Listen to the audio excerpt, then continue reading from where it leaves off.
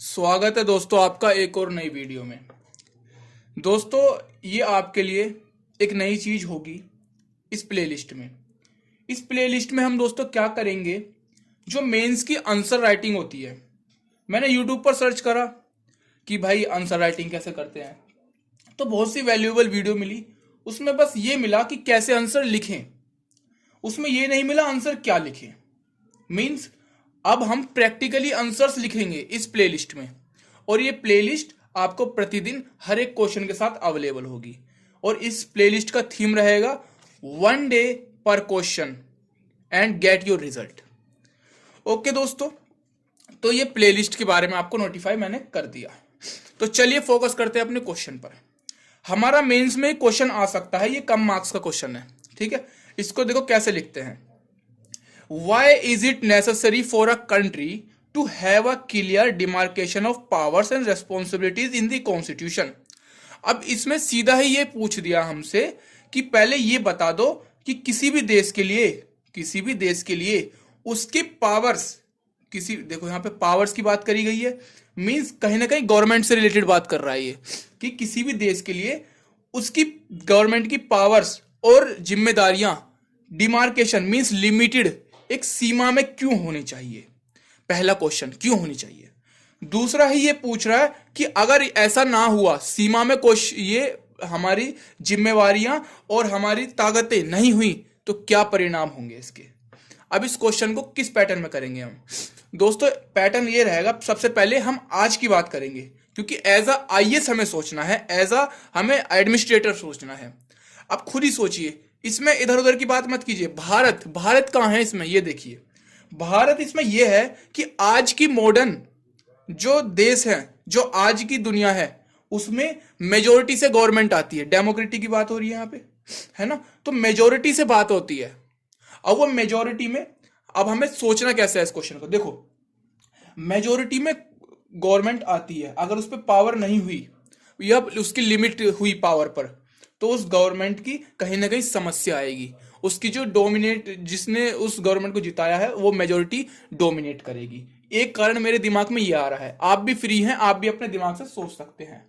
और कहीं ना कहीं अगर जब वो मेजोरिटी से गवर्नमेंट आई, तो वो इक्वालिटी को परफॉर्म नहीं करेगी, वो जो है लोगों के राइट्स नहीं देगी। ये मेरे दिमाग में आ रहा है कि मेजोरिटी हावी हो सकती है, जैसे कि पाकिस्तान में हो रहा है, ठीक है। और अब मैंने ये दे दिया, एक इंट्रोडक्शन दे दिया कि ऐसे ऐसे मेजोरिटी से आज के मॉडर्न इंडिया में आ रही है और ऐसे हावी हो सकती है। अब मैं इसको और भी सुंदर बनाने के लिए इसके कुछ प्रावधान, हमारे भारत के संविधान में कुछ इससे रिलेटेड प्रावधान है जो कि गवर्नमेंट की पावर को लिमिट करते हो, उनके बारे में लिखूंगा। जैसे कि चेक्स एंड बैलेंसेस। मेरे को याद है कि लेजिस्लेचर अगर ढंग से काम ना करे, उसे एग्जीक्यूटिव देखता है, एग्जीक्यूटिव ढंग से काम ना करे, उसको जो है हटाया जा सकता है संसद में, मींस प्रेसिडेंट को। अगर जज ढंग से काम ना करे, उसको संसद में हटाया जा सकता है। संसद ढंग से काम ना करे तो जुडिशरी एक कानून बना सकती है उसके खिलाफ। ऐसे इसे कहते हैं चेक एंड बैलेंसेस। ये दिमाग में आया, ये भी तो लिमिट कर रहा है ना दोस्तों पावर को, ठीक है। क्वासी बॉडीज वो होती है जो कहीं ना कहीं जुडिशरी से अलग, जैसे कि डीएम, डिस्ट्रिक्ट मजिस्ट्रेट, ये भी तो क्वासी बॉडीज है भाई। ये कोई वो थोड़ी है जज, लेकिन वो जजमेंट देता है डिस्ट्रिक्ट मजिस्ट्रेट। या कह लीजिए एनजीटी, नेशनल ग्रीन ट्रिब्यूनल, अभी दिल्ली सरकार पर जुर्माना लगाया है कई उसका करोड़ों का, तो वो भी तो एक जो ही। तो ये कहीं ना कहीं लिमिट कर रही है पावर को, ये मेरे दिमाग में आ रहा है। और एक दिमाग में आ रहा है कि हमारे जो हॉरिजेंटल पावर बांटी हुई है, लेजिस्लेचर, एग्जीक्यूटिव, जुडिशरी, ये भी तो एक दूसरे की पावर को लिमिट कर रही हैं। अगर एक ही होता गवर्नमेंट, सिर्फ एक, तो कहीं ना कहीं मेजोरिटी में पावर हो जाती। ये मेरे को प्रोविजन दिख रहा है मेरे संविधान में। और दूसरी चीज मैंने ये दिख दिया कि क्यों जरूरी है और प्रावधान हमारे भारत की संसद में है क्या नहीं। अब मैं लिखूंगा अगर नहीं हुई तो क्या क्या कारण हो सकते हैं, नहीं हुई तो इसके कुछ कारण हो सकते हैं, वो मैं लिखूंगा। और लास्ट में अपना कंक्लूजन दूंगा। ये बहुत ज्यादा जरूरी होता है। मैंने एक्सप्लेन अगर ज्यादा कर दिया, अब जरा आंसर देखते हैं जिससे आप सबको मतलब होना चाहिए। आंसर देखो कैसे लिखेंगे। हम यूपीएससी में बैठे हुए हैं, हम आंसर ये नहीं लिखेंगे दिस इज कोल्ड। भाषा सरल रहेगी लेकिन मीनिंग बहुत कैडे रहेंगे, मीनिंग बहुत डीप रहेंगे। तो हम आंसर ऐसा लिख सकते हैं कि as in modern democracy the government is formed by majority, we know. So clear demarcation of power is in necessary, yes. if we form our government through majority, so this is the condition. If we need to scrutinize the government, means यहां पर हमें रोक लगाने की जरूरत है क्योंकि majority उसके साथ है।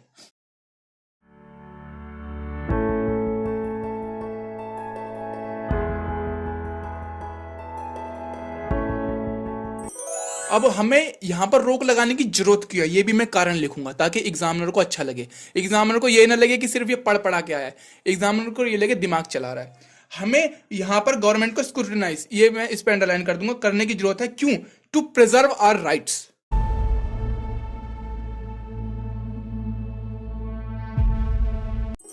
अब मैंने लिख दिया दोस्तों, यहां मेंबर्स की जगह आप सिटीजन्स भी लिख सकते हैं, लेकिन मेरे को मेंबर्स ज्यादा फेवरेबल लग रहा है।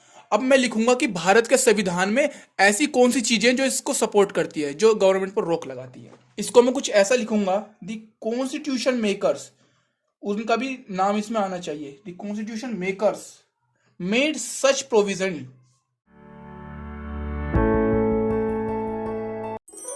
अब उन्होंने बनाया क्या है, देखो जितना भी मेरे दिमाग में आ रहा है, एक तो उन्होंने हॉरिजेंटली डिवाइड करा है ना, इसको जरा अच्छे से लिखते हैं। They adapted horizontal division of powers between different institutions, ऐसा लिख सकते हैं हम।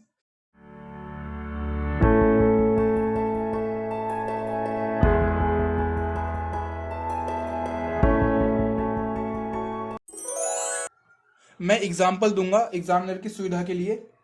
Legislature, executive and judiciary. दूसरा मेरे को ध्यान आ रहा है, इन्होंने क्वासी बॉडीज बना दी हैं, जैसे कि मैंने डीएम का एग्जांपल बताया, एनजीटी का एग्जांपल बताया। ये भी एक तरीके से लिमिट कर रही है कि गवर्नमेंट ओवर पावर ना हो जाए। They adopted a quasi federal structure of government to accommodate a variety of diversity in India. To accommodate,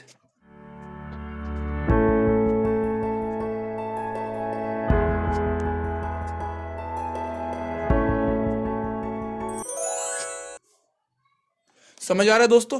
मैंने एक बात करी थी चेक एंड बैलेंसेस की, कि तीनों इंस्टीट्यूशंस, तीनों ऑर्गन्स एक दूसरे को चेक भी कर सकते हैं। ये भी एक तरीके से लिमिट कर रहा है, इसको मैं इंक्लूड करूंगा अपने आंसर में। They introduce a methods of check and balances to ensure that no single power will rule majoritarily. ठीक है, सोना मना है। अब ऐसे नहीं है तीनों में दे एडोप्टेड, कुछ अलग भी करना होता है हमें।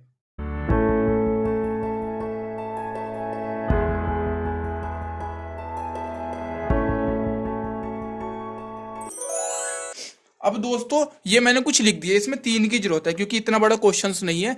अब इसमें हमें अच्छे खासे मार्क्स मिल जाएंगे। अब मैं जरा ये लिखूंगा कि अगर ऐसा नहीं हुआ तो क्या क्या हो सकता है, और मैं इसको कुछ ऐसा एग्जाम्पल भी दूंगा जिसमें इतिहास में वो घटना घटित हुई हो।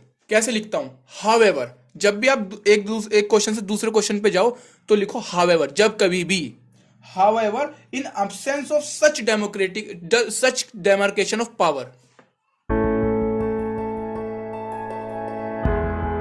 क्या हो सकता है दोस्तों, हमारे देखो हमने बहुत पढ़ा है, जैसे कि अरब स्प्रिंग, हमने जैसे कि पढ़ा है इमरजेंसी हमारी 1975 में लगा दी थी। वो क्या हुआ था, वो डिमार्केशन नहीं था ना, जब भी तो इमरजेंसी लगा दी गई थी। नेपाल में 2006 में जाके तो डेमोक्रेसी मिली है, वहां पर भी तो सिंगल वो रूल हो रहा था, मोनार्की चल रही थी। तो यही तो है बिगर डेमोक्रेशन, सबसे बड़े एग्जाम्पल्स है। मैं इसको जरूर इंक्लूड करूंगा, तो मैं इसको ऐसा लिखूंगा, the power will be concentrated in few hands. कितना अच्छा लग रहा है।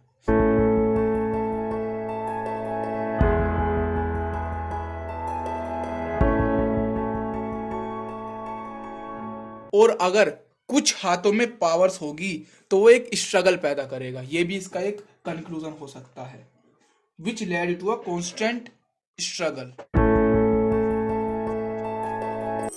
As happened. एग्जाम्पल्स मैं देता हूं, अरब स्प्रिंग भारत में हुआ 1975 में। कैसे लिखोगे, the emergency period of 1975 and Nepal को कैसे बोल सकते हैं, नेपाल स्ट्रगल। इस चीज के लिए, लोकतंत्र के लिए स्ट्रगल हुआ था। 2006 में जाके लोकतंत्र बना है ये। अब जब सिंगल हैंड में पावर हो जाएगी दोस्तों, अब वो पावर इसलिए होगी क्योंकि वो मेजोरिटी में है ना। कोई कम लोग रूल नहीं कर सकते, या कम लोग पावर में नहीं, मुश्किल से आ सकते हैं। दबदबा उसी का रहता है जो मेजोरिटी। तो जब मेजोरिटी में आएगी तो मेजोरिटी का डोमिनेशन हो सकता है। ये भी एक बड़ा कारण है अगर हमने डिमार्केशन नहीं किया। कॉन्स्टिट्यूशन में, सच आ concentration will lead to domination of majority समझ लीजिएगा। अब हमने ऐसा नहीं किया, अब सिंगल हैंड में पावर चली गई तो करप्शन तो पक्का ही होगा। अगर एक के ऊपर जिम्मेवारी है तो ज्यादा चांसेस है करप्शन होने के दोस्तों। Will give an irresponsible and corrupt government.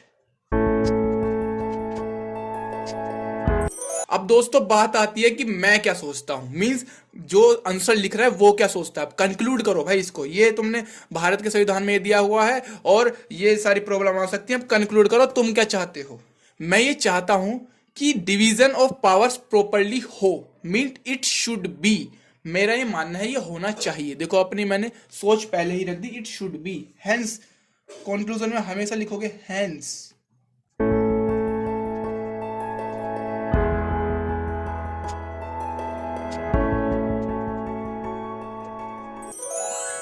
अब इससे दोस्तों पीपल्स को क्या मिलेगा। अब मैं चाहता रहा हूं it should B, but it gives, क्यों मैं चाह रहा हूं, क्योंकि ये पीपल्स को एक स्टेबल पॉलिटिकल इन्वायरमेंट देगा, एक पॉलिटिकल गवर्नमेंट देगा और अकाउंटेबल देगा। इसको मैं पॉइंट्स में नहीं लिखूंगा, बस एक डेफिनेशन में लिखूंगा।